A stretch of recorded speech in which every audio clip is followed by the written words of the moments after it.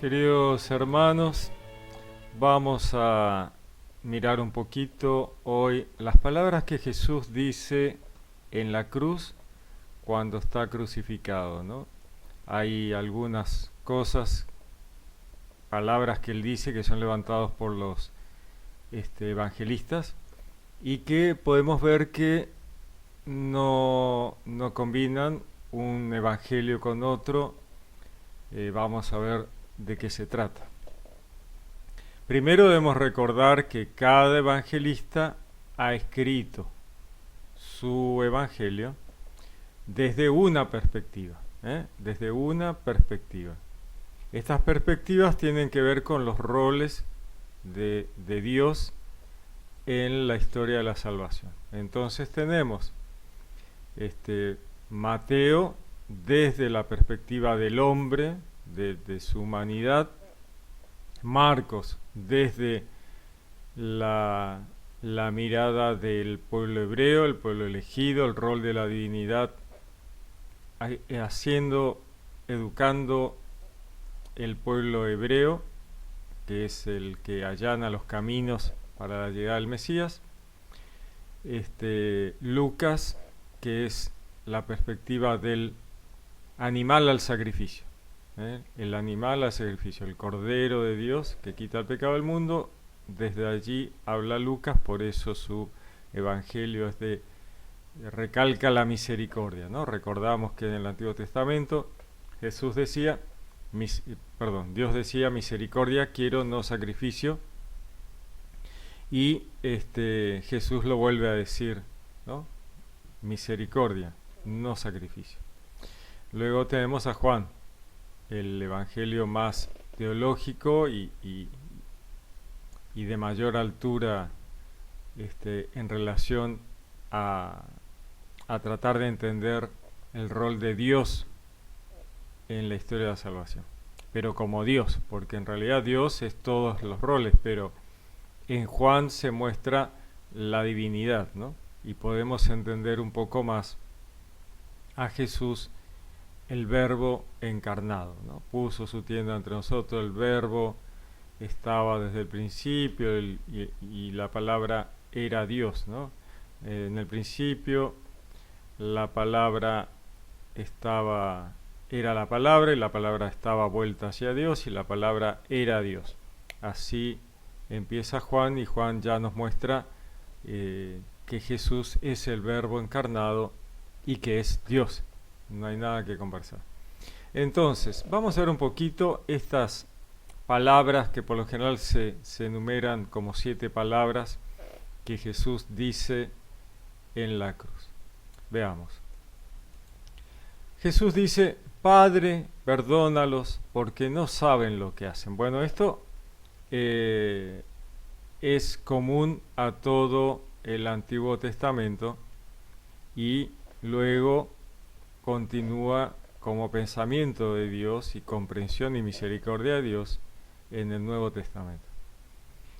Cuando envía Dios, confundo Jesús y Dios, cuando envía Dios en el Antiguo Testamento a Jonás a convertir a la gente de Nínive, Jonás no quiere ir y le dice, no voy, a mí no me interesan los de Nínive, matarlos a todos, no me importa, no quiero ir. Al final Dios lo obliga y Jonás va. Camina un par de cuadras ahí en Nínive proclamando apenas un poco de la ciudad porque él no quería hacer todo el camino y todo Nínive se convierte. Entonces Dios le dice que no va a castigar a Nínive pues se ha convertido. Y Jonás se queja pues dice, no, viste, yo sabía que vos ibas a hacer eso. Yo sabía que vos perdonás a todo el mundo, yo sabía que vos eras misericordioso y por eso no quería venir a decirles porque ellos merecían que los mataran a todos. Tremendo. Y Dios le dice a Jonás, bueno, ¿cómo no los voy a perdonar? Si ellos no distinguen la derecha de la izquierda, si no saben lo que están haciendo, ¿cómo no los voy a perdonar? Ellos cuando vos le explicaste, ellos se arrepintieron. Esa es básicamente la idea, ¿no es cierto? Dios es misericordioso y sabe que si supiéramos lo que estamos haciendo, no lo haríamos. Si lo hacemos, aquello malo, es porque no tenemos idea, ¿no? Así que dice, Padre, perdónalos. No tienen idea de lo que están haciendo. Otra de las palabras le dice Jesús decimos ladrón, en realidad no son ladrones, ¿no? Son personas, estas dos que están crucificadas junto a Jesús, son dos personas que para el Imperio Romano habían atentado contra el Imperio Romano. No son ladrones que se robaron una manzana y terminaron crucificados, no. Eran personas que para el Imperio Romano habían sido subversivos, gente que iba directamente contra el Estado, ¿no? Habían estado en revueltas probablemente de movimientos liberadores que querían liberarse del imperio, y entonces estaban ahí presos para ser crucificados, porque no se crucificaba a cualquiera, se crucificaban los actos prácticamente de terrorismo. Justamente Jesús es acusado de un acto contra el imperio, ¿no? Quiere ser rey de los judíos. Obviamente un rey de los judíos estaría intentando liberarse del imperio romano, estaría yendo contra el César. Por eso los jerarcas judíos le dicen a Pilato, no lo sueltes, pues Pilato lo quería soltar. Le dicen a Pilato, no lo sueltes, porque si lo soltás, no sos amigo del César, vos estás contra César, ¿no? Porque nosotros tenemos un solo rey, dicen los judíos, y es César.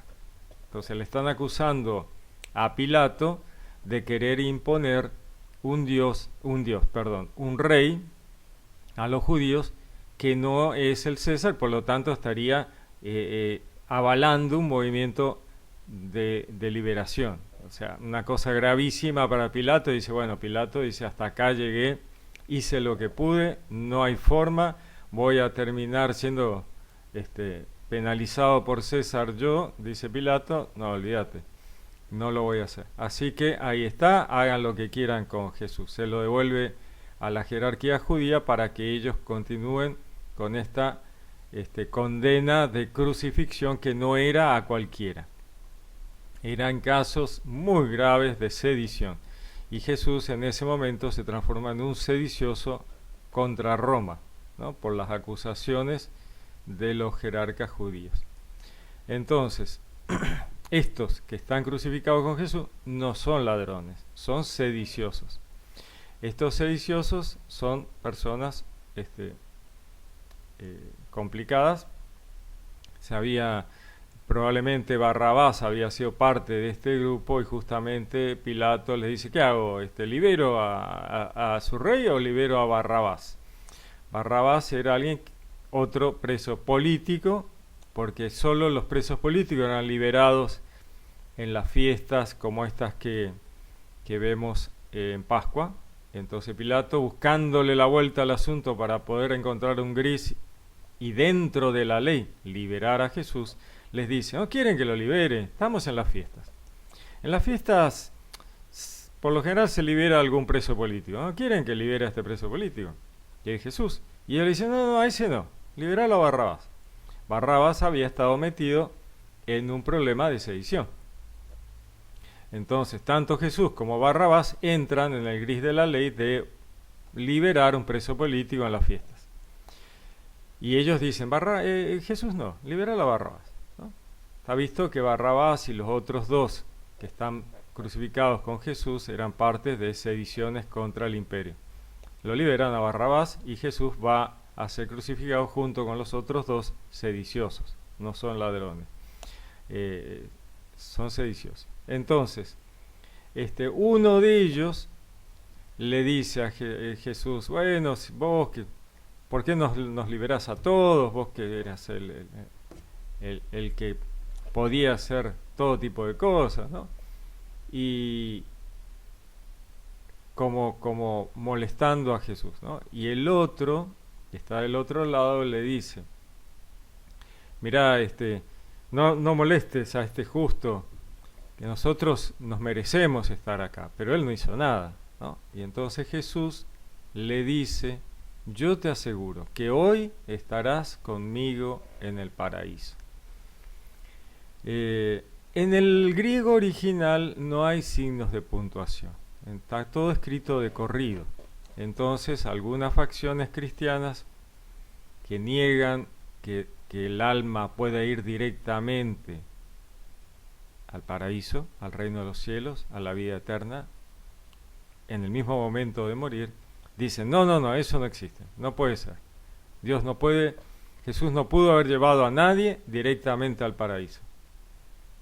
Bueno, es Dios, hace lo que quiere, ¿no? Primero, es Dios, hace lo que quiere. Si Él hubiera querido llevarlo, y seguramente lo llevó, no hay ningún inconveniente. Por otro lado, hay facciones cristianas que creen que el alma duerme después de la muerte.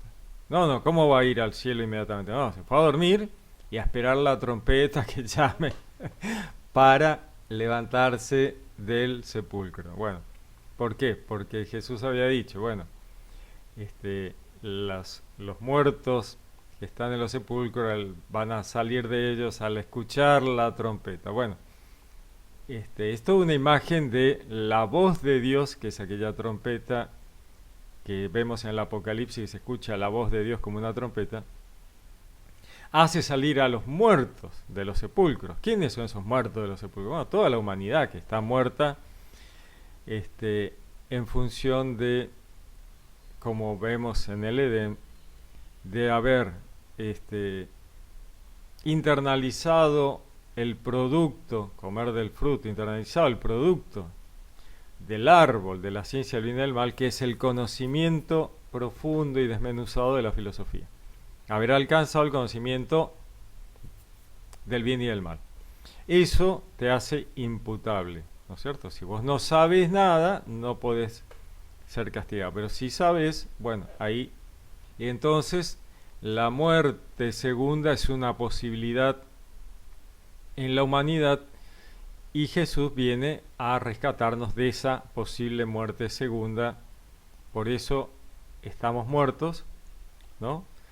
Sin estar muertos, estamos muertos, sin estar muertos. Había algunos, muchos, millones, cientos, que habían muerto antes de la llegada de Jesús, y están en la misma situación de posibilidad de muerte segunda como aquellos que estaban caminando junto con Jesús, y si Jesús no moría, rescataba a la humanidad, resucitaba, la gente iba a tener esa posibilidad firme de muerte segunda por el Satán. Él había pedido esto a Dios de matémoslo a todos, ¿no? Estos son mala gente, vamos a liquidarlos a todos.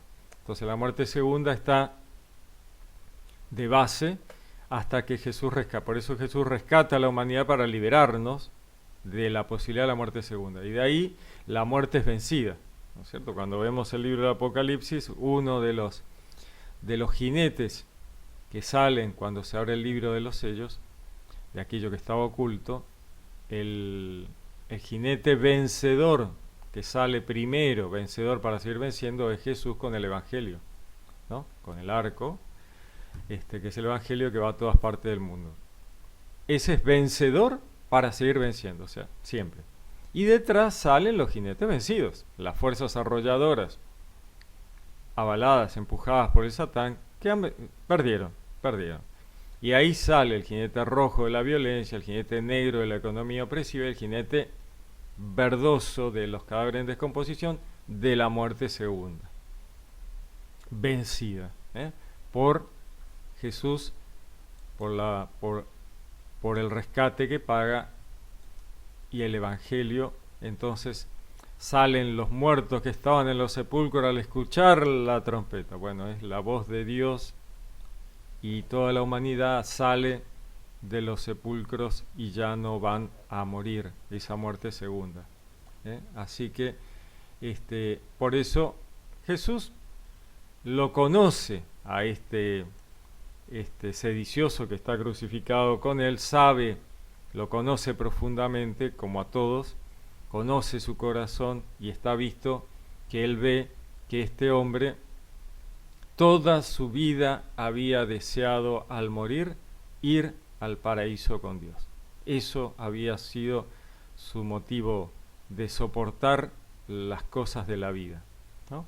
Así que Jesús no necesita preguntarle, vos qué querés hacer, ¿no? Él ya lo conoce. Dice, quédate tranquilo. O sea, esto ya está. Hoy estás conmigo al paraíso. Olvídate. Maravilloso. Entonces, continuamos.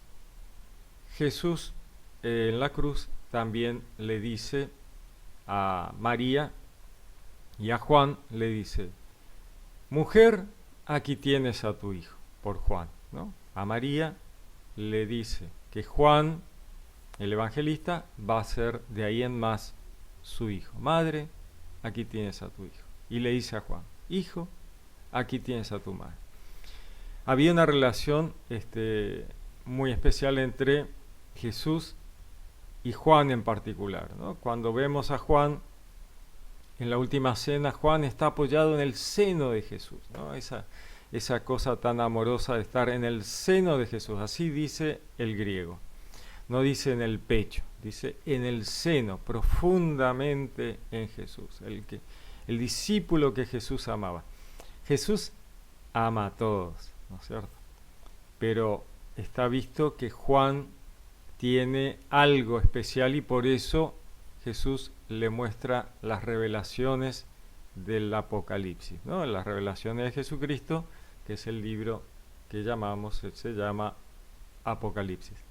Entonces las revelaciones de Jesucristo son entregadas, mostradas a Juan, porque hay algo con Juan, que Juan tiene esa capacidad de ver, de entender lo teológico, ¿no? Él va a poder captar cosas que son muy complejas y el Jesús se los muestra a él, ¿no? Por eso cuando van caminando por la playa Jesús y Pedro le dice, ¿y este qué?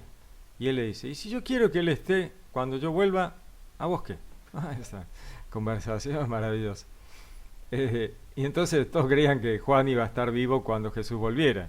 En realidad el Apocalipsis es eso que le estaba diciendo Jesús a Pedro. Mira, Juan va a ver cuando yo vuelva, pero no va a ser en vida sino en visión, ¿no? Y ahí tenemos el libro del Apocalipsis. Así que Jesús le deja a María, se lo deja a Juan como hijo, ¿no? Para que lo adopte como hijo. Y a Juan le deja a María como madre. En esta imagen la Iglesia siempre ha visto que Jesús nos deja a María como madre de la Iglesia. En Juan, ¿no es cierto?, como discípulo amado, ahí vemos una imagen de María como madre de la Iglesia. También por otro lado vemos que a veces se dice, bueno, los hermanos, Jesús tuvo un montón de hermanos, María no fue virgen después de tenerlo a Jesús. Hay toda una historia ahí de negar a María su virginidad perpetua. Entonces vamos a analizar un poquito eso también porque tiene que ver con esto. Hay algunas facciones que quieren, que no creen que Jesús sea Dios y entonces intentan ir contra María para negar la virginidad de María y de esa manera negar la divinidad de Jesús, ¿no? Entonces dicen, bueno, pero cuando estaban conversando con los discípulos, le dicen, ahí está tu madre y tus hermanos. Y Jesús dice, mi madre y mis hermanos son aquellos que hacen la voluntad de mi Padre. Pero ellos dicen, no, pero ahí estaban los hermanos de Jesús. Bueno, en esa época no había una palabra para toda la gama de parientes cercanos, primo segundo, ¿no? Todo eso, no, hermanos, era hermanos y listo. Entonces, como los evangelios en griego han sido escritos a partir del recitado de los recitadores en arameo, el hebreo, solo habla de hermanos. El recitador recitaba, el traductor traducía a medida que el recitador hablaba y traducía al griego del arameo. Entonces, hermanos de Jesús tiene que ver con aquella situación de que no hay la palabra para primo. Entonces eran todos hermanos, parientes cercanos, todos hermanos, ¿no? Lot llama hermano, Abraham llama hermano a su sobrino Lot, y así, ¿no? En la Biblia vemos un montón de ejemplos de este tipo. Entonces, María, otra de las cosas que se dice es, bueno, que en el Evangelio dice, y María no tuvo relaciones hasta que tuvo a Jesús. Bueno, en la Biblia, cuando se habla de hasta que, la Biblia le importa lo que ocurre hasta que, ¿no? No le importa lo que pasa después del hasta que. Eso no es lo que se está analizando. La Biblia te dice, mira, hasta que Jesús nació, María no tuvo relación. Y después, no, después tampoco, pero nos importa fundamentalmente que María, cuando quedó embarazada de Jesús, era virgen. Y entonces todos dicen, bueno, ¿y después? Bueno, y después siguió virgen. No tuvo más chicos. Jesús no tuvo hermanos. No se menciona en ningún lado otro chico con María. No hay. Y justamente aquí, a los pies de la cruz, Jesús le da a Juan como hijo a María. Aquí tienes a tu hijo. No hay otros, ¿no? Es el único hijo de María. A partir de ese momento va a ser Juan. Y María va a vivir con Juan. A partir de ese momento, ella va a vivir con Juan. Entonces, como vemos, son todos detalles lindos a tener en cuenta, porque no hay nada que esté puesto inútilmente en la Biblia, ¿no? Todo tiene un motivo, un sentido, un porqué. La cuarta, ¿no? La cuarta palabra de estas 7 que por lo general se eligen en estos últimos momentos, Jesús dice, Dios mío, ¿por qué me has abandonado? Entonces uno queda choqueado, porque Jesús es Dios. ¿Cómo le dice al Padre, me abandonaste? Está raro, ¿no? Como mínimo está raro. Entonces esto ocurre en el Evangelio de Mateo y de Marcos. Vamos a volver a mirar las perspectivas desde las cuales los evangelios han sido escritos. Mateo habla desde la perspectiva humana y Marcos escribe desde la perspectiva del león de la tribu de Judá, el pueblo hebreo, la estirpe de David, ¿no? Desde allí escribe. ¿Quién es el que grita, clama a Dios, me has abandonado? ¿Es Jesús? No. Jesús está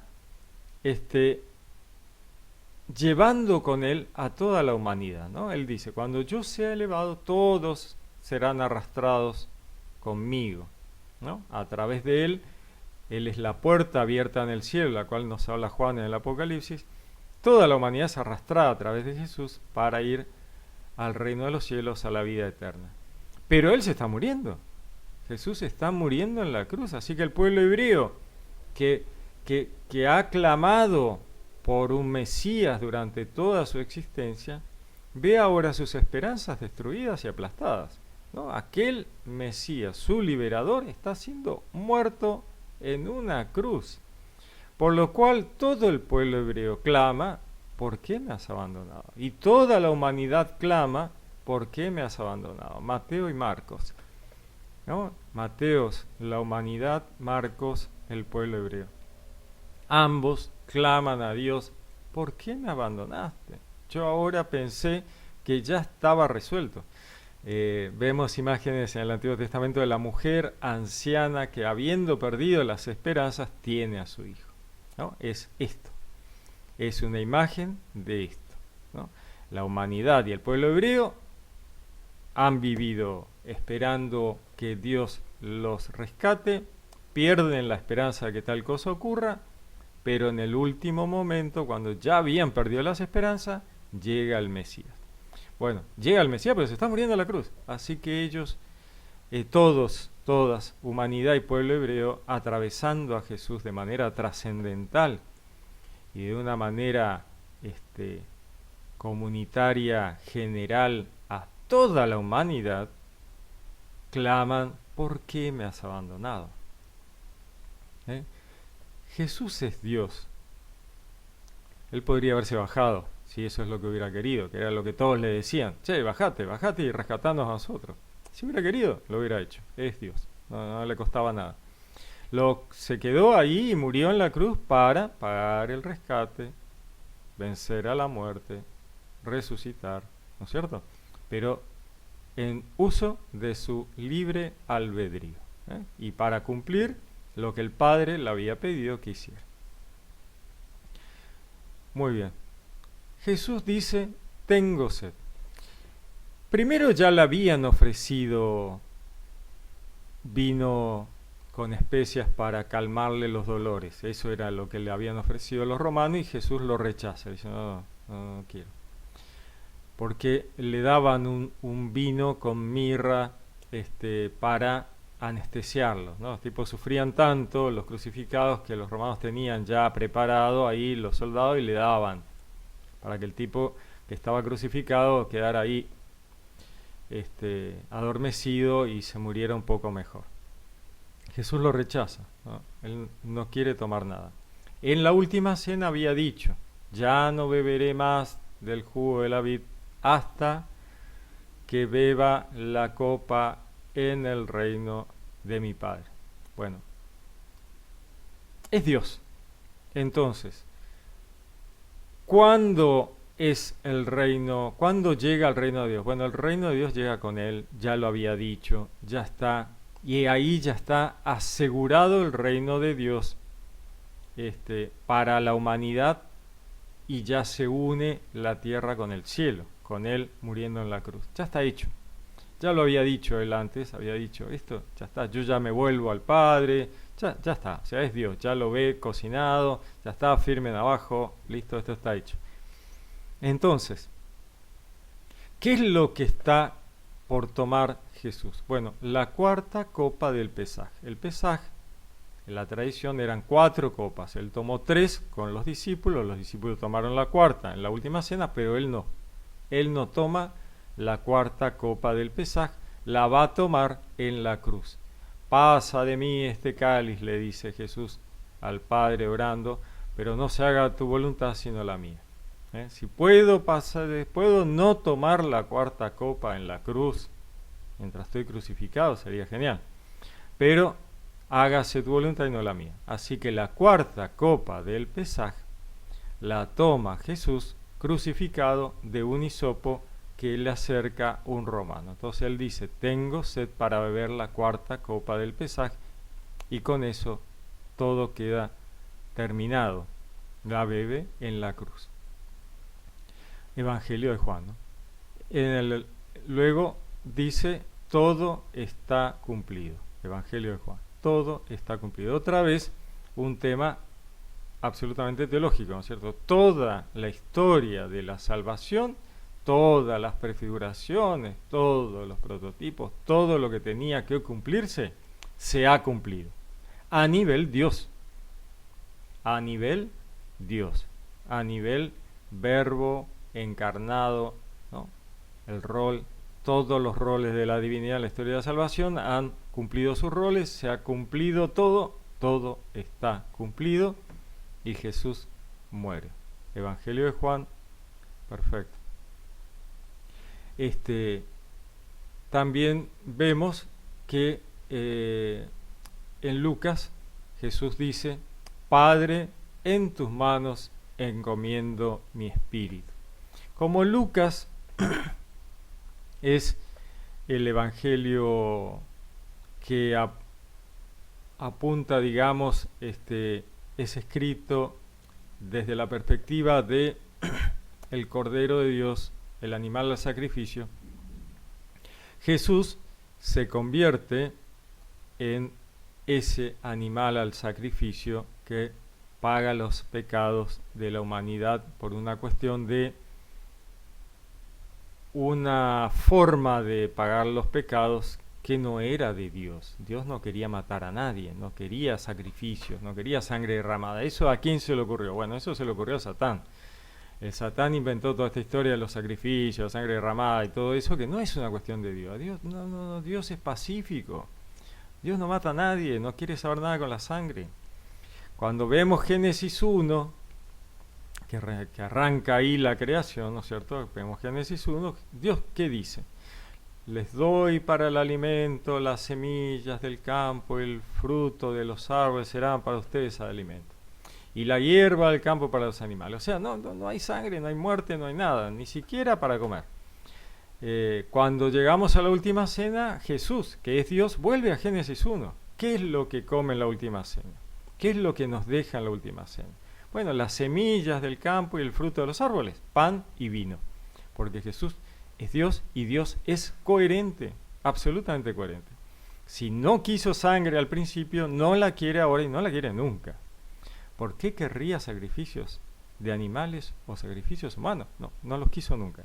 Por eso les dice en el Antiguo Testamento de los profetas, detesto sus holocaustos, no soporto sus sacrificios, misericordia quiero que se porten bien, ¿no? Esa es la onda. No quiero que maten a nada, no quiero que maten a nadie.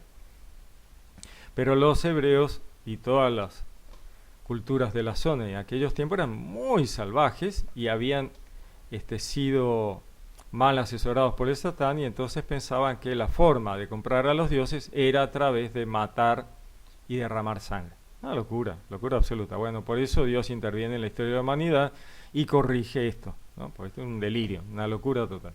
Por eso la última cena es absolutamente incruenta, sin violencia. Y Jesús, que es absolutamente coherente porque es Dios, no mata a un animal como cordero de Dios. Se deja matar él mismo, ¿no? Él dice, no voy a matar a nada. No.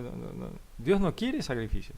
Así que Él se convierte en el sacrificio. Él se convierte en el cordero de Dios que quita el pecado del mundo. Absolutamente coherente.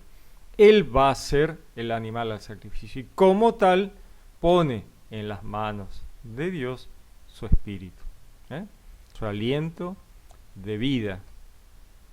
Pone su espíritu, aquello que da vida al cuerpo, como si fuera un animal al sacrificio. Padre, en tus manos encomiendo mi espíritu. Es genial, es muy bueno, muy interesante.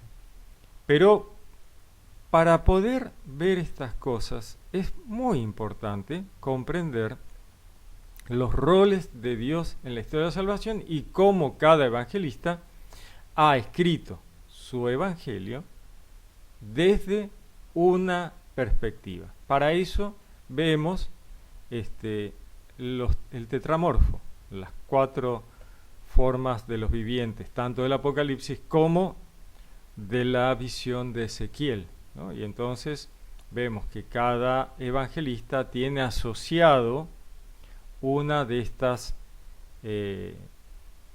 rostros del tetramorfo, ¿no? Mateo el hombre, Marcos el león, Lucas el buey y Juan el águila, ¿no? Mateo la visión humana del rol humano, Marcos el león de la tribu de Judá, el rol del pueblo hebreo, Lucas el buey, porque en la antigüedad el buey era el animal al sacrificio, digamos, por excelencia, y hace referencia a aquel dios El, que era el becerro, el dios principal de la antigüedad, y que de ahí derivan todos los nombres, muchos de los nombres de Dios en la Biblia, Eloá, Elohim, Alá para el Islam, y tiene que ver, por eso los hebreos en el desierto hacen los becerros de oro, el becerro de oro. Y uno dice, ¿pero qué les pasó a estos tipos? ¿Qué se les ocurrió hacer un becerro? Bueno, porque el pueblo hebreo no había entendido, ellos creen que el Dios que los sacó de Egipto era el Dios El. Entonces, cuando Moisés tarda en bajar, ellos vuelven a ser un Dios El y hacen un becerro, ¿no? Error, ¿no? Una gran equivocación tremenda, no habían entendido nada y Moisés se enoja, Dios se enoja, todo el mundo se enoja. Entonces, cuando Salomón hace las cosas tan mal, porque era sabio a nivel terrenal, pero era un burro a nivel trascendental, hace todo mal en lo religioso, y entonces, cuando él muere, el pueblo hebreo se divide en el reino del norte y el reino del sur, por los desastres, las macanas que había hecho Salomón, y el reino del norte vuelven a ser becerros. para que la gente no tuviera que ir a Jerusalén a adorar a Dios. ¿Por qué hacen becerro? Bueno, pues siguen confundidos con el Dios Él, una cosa de locos. Tremendo. Así que tetramorfo, imagen de Lucas, es un buey. En vez de ser la ovejita del Cordero de Dios, es el Dios Él. Pero en el Apocalipsis vemos que cuando Juan llora porque no hay nadie que se encuentre digno de abrir los sellos del libro, aparece el Cordero degollado, porque así lo sacrificaban para que no sufriera. El Cordero degollado es el digno de abrir los sellos. Y ahí viene el león de la tribu de Judá, otro de los roles de la divinidad, abre el sello. El becerro tiene que ver con la oveja. La oveja y el becerro son dos lados de una misma moneda, ¿no? El becerro porque remite a toda una línea del Antiguo Testamento y de toda la historia de la humanidad anterior, y el Cordero de Dios ya es el último momento en el cual es un corderito que va pacíficamente, y es una imagen del rebaño hebreo, ¿no? Un corderito, la ovejita que va al sacrificio. Ese animalito al sacrificio es Lucas, desde allí escribe Lucas, ¿no es cierto?, de Jesús, el corderito de Jesús, y desde allí, desde esa mirada es que escribe Lucas, y por eso Lucas, en vez de tener la oveja como símbolo, tiene el buey, ¿no?, del tetramorfo. Muy bien, con ellos, con él estaríamos con todas estas 7 palabras que Jesús dice en la cruz, y se puede entender mejor porque cada evangelista nos da una mirada distinta y nos hace un relato de distintas frases. Todas ellas son dichas por Jesús, pero cada uno levanta las que representan su mirada. Muchas veces dicen, bueno, pero eso estaba en el Salmo del Antiguo Testamento. Y sí, porque el autor del Antiguo Testamento es Jesús, es Dios. Si lo dijo en el Antiguo Testamento como prefigura de lo que iba a ocurrir en su pasión, en su vida, obviamente que va a combinar, es inevitable, tiene que ser así. Lo perfecto es eso, que justamente él dice algo que ya estaba prefigurado, ya estaba escrito, ya lo había dicho para que nos acordáramos, lo había dicho antes Jesús en el Antiguo Testamento para que nos acordáramos al escucharlo de vuelta, mientras él camina, habla y es crucificado. Y volvemos a decir, pero ya lo había dicho en el Antiguo Testamento. Claro, y sí, obviamente. Muy bien, muy lindo. Les deseo que tengan un lindo día, que Dios los bendiga. Los saludo con gran afecto. Les habló Pablo Castro.